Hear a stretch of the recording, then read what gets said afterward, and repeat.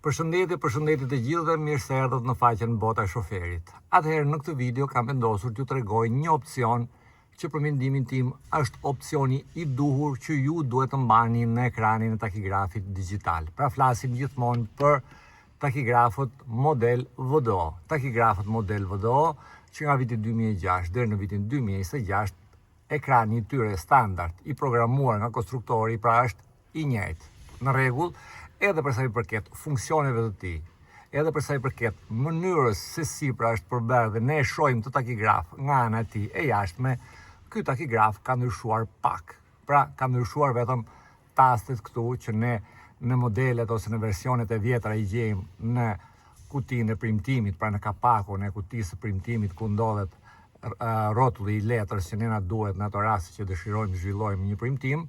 Ndërsa për sa i përket pjesës tjetër, takigrafi VDO, për mendimin tim përveç disa funksioneve të reja pra që ka sepse është normale që gjatë 20 vjetëve teknologjia ka ndryshuar dhe takigrafët pra siç e dini kanë vënë funksione të reja. Megjithatë, ajo që unë kam vendosur të hedh në interesin tuaj dhe të tregoj sidomos fillestarëve është opcioni që ju duhet të mbani aktiv në ekranin e takigrafit tuaj. Pra mos të mbani aktiv gjatë zhvillimit të ditës tuaj të punës ekranin standard, por ju të mbani aktiv këtë opcion.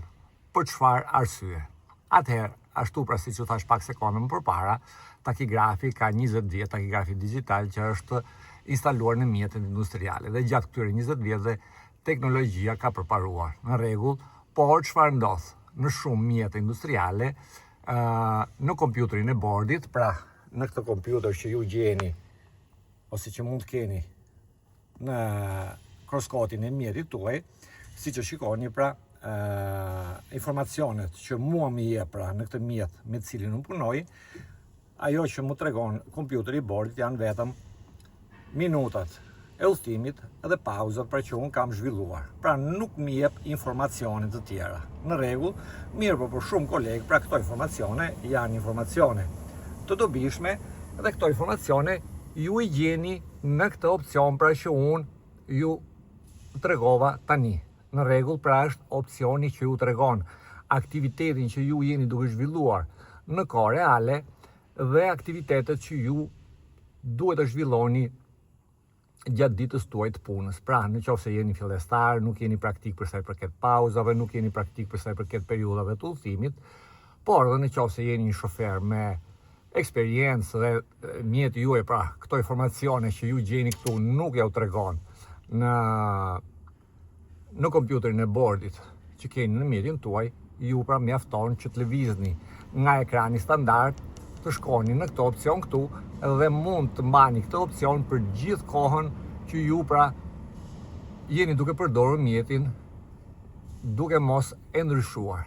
Ky opcion është një opcion që do të qëndrojë gjithmonë në ekranin e takigrafit tuaj deri në momentin pra që ju vendosni që të ndroni dhe nuk dëshironi të mbani më këtë opcion në ekranin e takigrafit tuaj.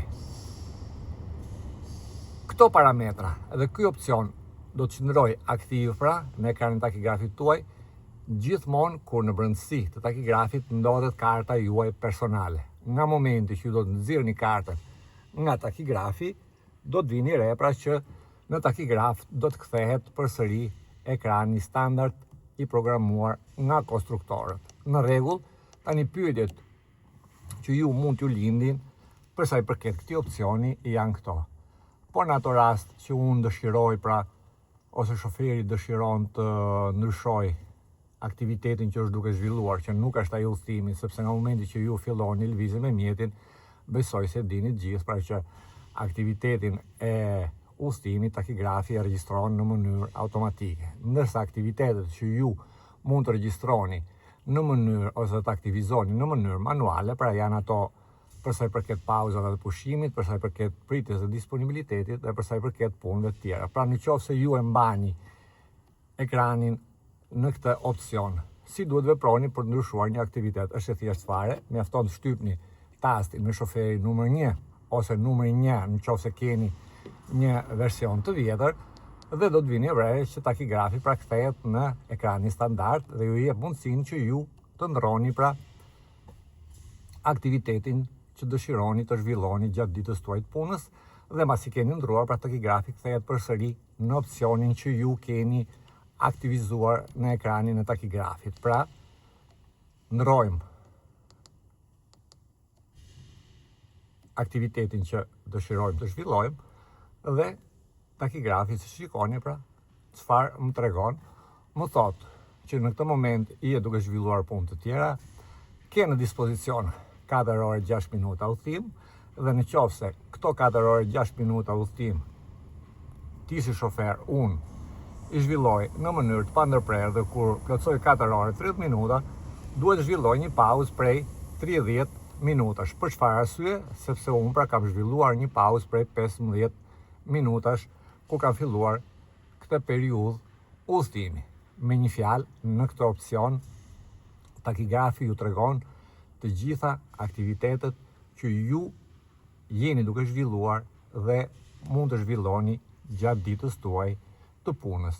E përsëris edhe një herë, këtë opcion unë personalisht jam duke eksperimentuar, kam gati 2 javë dhe kam vënë pra që gjithçka që unë kam nevojë dhe zhvilloj gjatë ditës time të punës, i shoh në këtë opcion në ekranin e takigrafit. Prandaj pra ju sugjeroj dhe ju këshilloj edhe juve, sidomos në ato raste që jeni shofer fillestar dhe nuk jeni pra akoma, nuk keni eksperiencën dhe nuk keni praktik për sa i përket mënyrës se si ju të organizoni pauzat dhe orët e udhtimit dhe zhvillimin e ditës tuaj të punës. Tani unë do të mbyll këtë video, sepse do të më duhet të nxjerr kartën nga takigrafi, sepse mbarova pra punën time për sot me mjetin dhe si do të veproj, në qoftë se ju intereson pra mund të mbani aktiv gjithmonë këtë opcion. Si duhet veproj?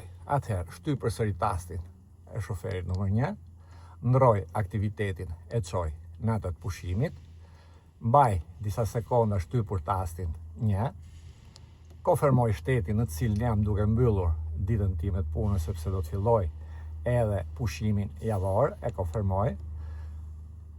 Më tregon, më thot takigrafi ky version, dëshiron të zhvillosh një premtim për këtë datë që je duke mbyllur ditën tënde të punës, nuk më intereson, e konfirmoj pra jo. Takigrafi do të nxjerr kartën nga zloti,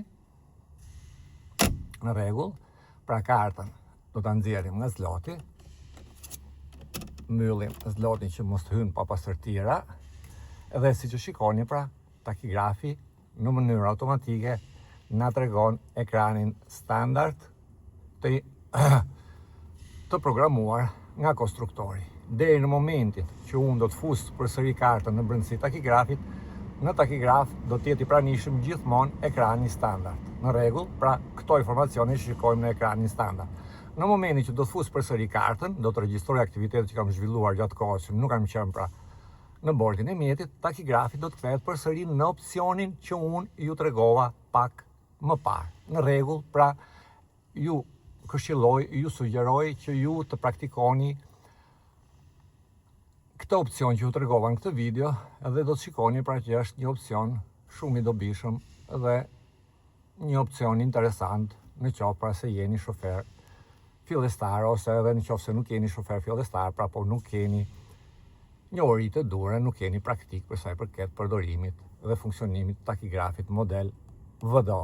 Në rregull, pra desha të ndaj me ju këtë video të hedh këto informacione sepse besoj që do t'ju vinë në ndihmë gjatë zhvillimit të ditës tuaj të punës. Nuk më ngel gjë tjetër, veç se t'ju përshëndes, t'ja kaloni mirë dhe mirupafshim.